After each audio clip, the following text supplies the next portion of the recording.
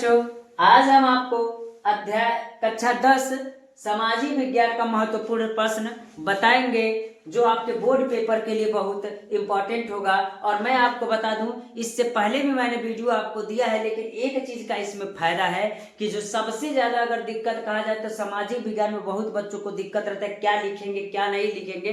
तो ये सब्जेक्ट बहुत आसान है। सामाजिक विज्ञान का मतलब ही होता है कि समाज में जो भी कार्य होते हैं या किसी एक राष्ट्र में या किसी एक देश के राज्यों में या विश्व स्तर पर क्या कार्य होते हैं उन्हीं के बारे में लिखना रहता है प्यारे बच्चों।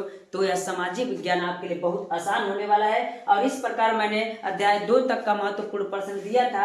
आज मैं आपको अध्याय 3 का महत्वपूर्ण प्रश्न देंगे, अध्याय 4 और 5 का भी महत्वपूर्ण प्रश्न देंगे, यानी इसमें इतिहास का पूरा चैप्टर खत्म कर देंगे, जिसको पढ़ने के बाद आपको कोई समस्या नहीं होगा। इसलिए यह वीडियो आपके लिए महत्वपूर्ण होने वाला है। और आज मैं इस क्वेश्चन को बता रहा हूँ, यानी भूमंडलीकृत विश्व का बनना का यानी अध्याय 3 का महत्वपूर्ण प्रश्न पहला कह रहा है कि वर्ष 1929 की आर्थिक महामंदी के भारतीय अर्थव्यवस्था पर क्या प्रभाव पड़े, 3 प्रभावों का उल्लेख कीजिए। तो मैं बता दूं प्यारे बच्चों, बहुविकल्पी के हिसाब से भी ये भी याद कर लीजिएगा कि महामंदी कब हुई थी, तो 1929 में महामंदी हुई थी। इस प्रकार हम कह सकते हैं कि भारतीय अर्थव्यवस्था पर जो भी प्रभाव पड़ा महामंदी के कारण, उस स्थिति में हम कह सकते हैं कि जो भी समस्या हुआ है आर्थिक वर्ष क्या प्रभाव पड़ा, उन प्रभावों का क्या कीजिए, उल्लेख कीजिए। और अगला देखिएगा क्या कह रहा है, कारण लाभ को समझाइए। यानी कारण लाभ क्या था, तो कारण लाभ को क्या कीजिएगा, समझाइएगा। यानी कारण लाभ को समझाइए कि क्या नियम था, यानी कारण लाभ क्या था, इस नियम पर क्या किया गया, उसको क्या कीजिएगा, समझाइएगा। अगला करा, ब्रेटन वुड्स समझौते का क्या अर्थ था। तो ब्रेटन वुड्स समझौता क्या था, तो ब्रेटन वुड क्या है, सबसे बड़ी जरूरी बात यह है कि ब्रेटन वुड एक स्थान का नाम है जहां पर बहुत से देशों के लोग एकत्रित हुए थे और संगठन बना करके एक कमेटी किए थे कि अगर विश्व स्तर पर यानी अंतर्राष्ट्रीय लेवल पर अगर कोई व्यापार होता है तो उस व्यापार को किस प्रकार किया जाए और किसी देश के आर्थिक व्यवस्था को क्या किया जाए, सुधारा जाए, और उसकी रोजगार की स्थिरता को क्या किया जाए, बनाए रखा जाए, और उसमें लाभ और हानि से लेकर के जो भी दिक्कत होगा तो उसमें समझा जाएगा, और उसमें जो भी समस्या किसी देश को होगा उसको बात को समझा जाएगा। और उसी ब्रेटन वुड स्थान पर यह समझौता हुआ था, इसलिए इसको हम ब्रेटन वुड समझौता कहते हैं। अगला क्वेश्चन क्या करा, आर्थिक महामंदी के 2 कारणों का उल्लेख कीजिए। यानी आर्थिक महामंदी के 2 कारणों का उल्लेख कीजिए। उस स्थिति में हम कह सकते हैं कि आर्थिक महामंदी के 2 कारणों का उल्लेख कीजिए। तो 2 कारणों का हम उल्लेख क्या करेंगे, बहुत आसान है। और मैं बता दूं, इस चैप्टर से अगर कोई आपका महत्वपूर्ण क्वेश्चन बन रहा है तो महामंदी का है। कोई क्वेश्चन पढ़िएगा चाहे न पढ़िएगा, लेकिन महामंदी से क्वेश्चन जरूर पढ़ के जाइएगा, आपका लड़ेगा जरूर। अगला क्वेश्चन कह रहा है कि समूह 77 या G77 से आप क्या समझते हैं। तो G77 क्या है, तो हम कह सकते हैं G77 एक यानी देशों का क्या है, समूह है, जिसमें यह समझौता किया गया कि कोई देश एक देश से दूसरे देश में किस प्रकार व्यापार करेगा और किस प्रकार अपने आर्थिक व्यवस्था को बनाए रखेगा, इसी पर समझौता हुआ, यानी समूह बना, जिसमें एक देश दूसरे देश से व्यापार करेगा, यानी दूसरा देश दूसरे देश से तीसरे देश से ऐसे व्यापार करेगा। तो उसमें कितने देश सम्मिलित थे, 77। तो इस प्रकार जो कमेटी बना उसको G77 का है। तो इसको भी आप क्या कर लीजिएगा, देख लीजिएगा। अगला क्वेश्चन कह रहा है कि वैश्वीकरण से आप क्या समझते हैं, समझाइए। तो वैश्वीकरण से आप क्या समझते हैं, तो वैश्वीकरण का मतलब कुछ नहीं, वो यही कहता है, वैश्वीकरण यही होता है कि अनेक देशों का एक साथ मिल करके व्यापार करना ही क्या कहलाता है, वैश्वीकरण कहलाता है। और जब एक देश दूसरे देश से फिर तीसरे देश से अनेक देशों से व्यापार करेगा और अपने देश की आर्थिक व्यवस्था को सुधारे रखेगा, और जहां व्यापार करेगा उस देश की भी आर्थिक व्यवस्था सुधरी रहेगी और लोगों को रोजगार मिलेगा, व्यापार बनेगा और देश आर्थिक तरक्की करेगा। और जब कोई देश तरक्की करेगा तो जाहिर सी बात है उस देश में लोग व्यापार भी बहुत ज्यादा करने आएंगे। तो उस प्रकार वैश्वीकरण का मतलब यही होता है कि अनेक देशों का एक साथ मिल करके व्यापार करना ही क्या कहलाता है, वैश्वीकरण कहलाता है। इससे आप क्या समझते हैं, सब हम आपको शॉर्ट में बता रहे हैं।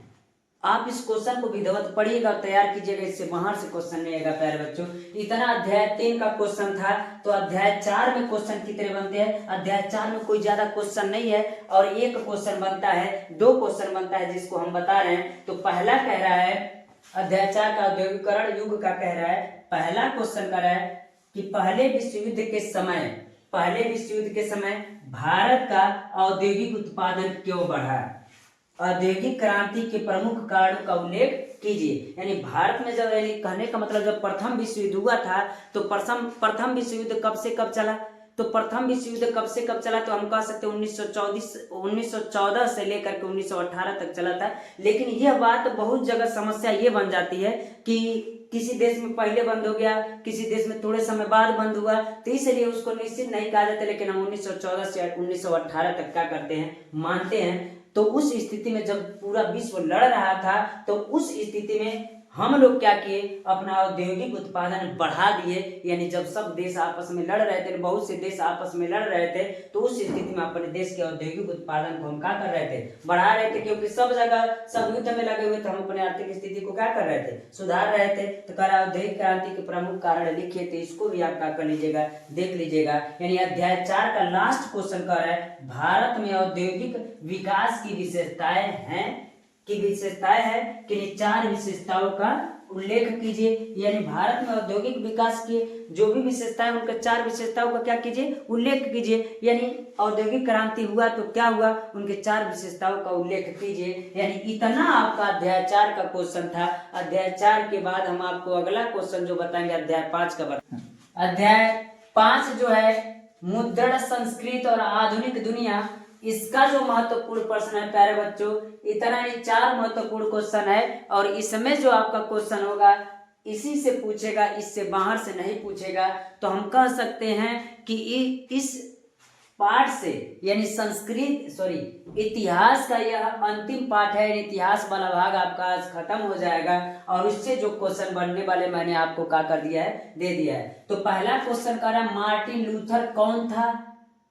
धार्मिक बहस को प्रारंभ करने के लिए उसने मुद्रण कला का उपयोग किस प्रकार किया। यानी मार्टिन लूथर कौन था उसको समझाइए। यानी मार्टिन लूथर कौन था, धार्मिक बहस को प्रारंभ करने के लिए उसने मुद्रण कला का उपयोग किस प्रकार किया था, इनका वर्णन कीजिए। को किस प्रकार वो बहस प्रारंभ किया था और किस प्रकार वो चलाया था। अगला क्वेश्चन कर रहा है मुद्रण संस्कृति ने भारत में राष्ट्रवाद के विकास में क्या मदद की। तो हम कहते मुद्रण संस्कृति जो है, मुद्रण संस्कृति से बहुत प्रभाव पड़ा। सभी महिला पुरुष से लेकर के सभी व्यक्तियों को मुद्रण करने के बाद, जो भी वह मुद्रण का मतलब छपाई करना। अब मान लीजिए कोई भी इतिहास किसी को पढ़ना है, अगर सभी बच्चों को पढ़ना है, जितने भी लोग हैं उनको अगर लिख करके दिया जाएगा तो कितनी कापियां लिखी जाएगी, कितनी प्रत लिखी जाएगी। इसलिए यह हुआ कि मुद्रण संस्कृत जब आया, यानी प्रिंटिंग मशीन जब आ गया, सबसे पहले गोवा में आया था, ये पता ही होगा, नहीं तो जान लीजिए गोवा में आया था। और इस प्रकार जब प्रिंटिंग प्रेस आ गया, जब छपाई शुरू हो गया, तो सब लोगों को, महिलाओं से लेकर के पुरुषों से लेकर के बच्चों को, सबको पढ़ने की चीजें ज्यादा रूप में मिलने लगी। तो उनके लिए आसान हो गया, कोई भी चीजें सबको पुस्तकें उपलब्ध होने लगी। अगर किसी भी व्यक्तित्व का अगर इतिहास देखना है तो उनका जीवनी अगर एक कॉपी लिखा गई तो उसको प्रिंटिंग करके सभी लोगों में बांट देना, और सबको पढ़ाई बराबर मिलता था, यानी सबको किताब मिलता था, सब बच्चे पढ़ते थे। और इस प्रकार वो अपने देश का क्या किए थे, विकास किए थे और विकास में मदद किए थे। मुद्रण भी बहुत ज्यादा भूमिका निभा रहा है। आज के जमाने में देखिए, आज के जमाने में अगर कोई चीज होता है तो कहते चलते मुद्रण करा लेते हैं, यानी फोटो कॉपी करा लेते हैं, प्रिंटिंग करा लेते हैं। तो कितना फायदा हो सकता है, होता है, आप कल्पना कर सकते हैं। जितने आज के जमाने में बच्चे किताब पढ़ते हैं, कॉपी पढ़ते हैं, वो सब प्रिंटिंग तो होता है, मुद्रण ही होता है। अगर ये मुद्रण मशीन नहीं होता तो कितने बच्चों को हाथ से लिख करके सबको दिया जाता, जरा कल्पना कर लीजिएगा। इस प्रकार कह सकते हैं मुद्रण संस्कृति ने भारत में विकास में बहुत योगदान दिया था। अगला कह रहा है प्रिंटिंग प्रेस के आविष्कार के पश्चात प्रकाशित पुस्तकों ने यूरोपीय समाज में क्या बदलाव लाया। तो यूरोपीय समाज में क्या बदलाव, तो जाहिर सी बात है जो भारत में होगा यूरोपीय समाज में भी वैसा ही बदलाव आया होगा कि सबको समान रूप से पुस्तकें मिलने लगेंगी, सस्ते में मिल रहे, गरीब से गरीब का बच्चा भी लेकर किताब क्या कर सकता है, पढ़ सकता है, और सबके लिए उपलब्ध होगा। महिलाएं जो सामाजिक कार्यों को नहीं जानती तो वो भी क्या करने लगी, पढ़ने लगी। यानी सब चीजों को प्रिंटिंग होने लगा, यानी मुद्रण होने लगा, तो सबके लिए आसान होने लगा। और इस प्रकार उनके जीवन में भी बदलाव आने लगा धीरे धीरे, और देश वो क्या करने लगा, विकास करने लगा। भारत में छपाई कब शुरू हुई, मुद्रण युग के पहले यह सूचना और विचार कैसे लिखे जाते थे, समझिए अगर कैसे होता होगा। कर भारत में छपाई कब शुरू हुई और कहाँ सबसे पहले आए, तो हम बता दें सबसे पहले कहाँ आए थे, गोवा में आए थे, हमने पहले भी बता दिया। और कर मुद्रण युग के पहले यहाँ सूचना और विचार कैसे लिखे जाते होंगे। अब जरा कल्पना कीजिए जब मुद्रण मशीनें नहीं, प्रिंटिंग प्रेस नहीं हुआ करती होंगी, तब कैसे लिखा जाता होगा। तो लोग हाथों से क्या करते होंगे, लिखते होंगे और टाइपिंग करते होंगे मुद्रण। तब सोचिए अगर प्रत्येक व्यक्ति को पढ़ने वाली चीजें देना है तो हाथों से लिख करके कितनी चीजें दिया जा सकता है।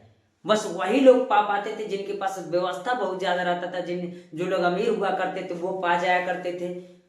और इस प्रकार जब मुद्रण क्रांति हो गई और जब प्रिंटिंग प्रेस हो गया तो छपाई करके सब व्यक्तियों को, सभी बच्चों को, महिलाओं को, पुरुषों को, सबको आसान रूप से सबको मिलने लगा और सब अत्यधिक मात्रा में पढ़ने लगे। और इस प्रकार वो क्या करते थे, वो विचार करने लगे और पढ़ने लगे। तो इससे पहले बहुत परेशानी थी जब मुद्रण संस्कृति नहीं थी। तो इस प्रकार हम कह सकते हैं मुद्रण संस्कृत और आधुनिक दुनिया से इतना क्वेश्चन आपका महत्वपूर्ण है, इससे अधिक क्वेश्चन नहीं पूछेगा। और इतने वीडियो मैंने इतिहास का पूरा क्वेश्चन, महत्वपूर्ण क्वेश्चन दे दिया है और इतिहास से पहले का जो भी क्वेश्चन आप तैयार कर सकते हैं। और जो क्वेश्चन 1-2 पार्ट का जो क्वेश्चन है वो पिछले वीडियो से आप क्या कर सकते हैं, देख सकते हैं प्यारे बच्चों। आज के लिए मैं आपको इतना वीडियो रहने देता हूँ, धन्यवाद।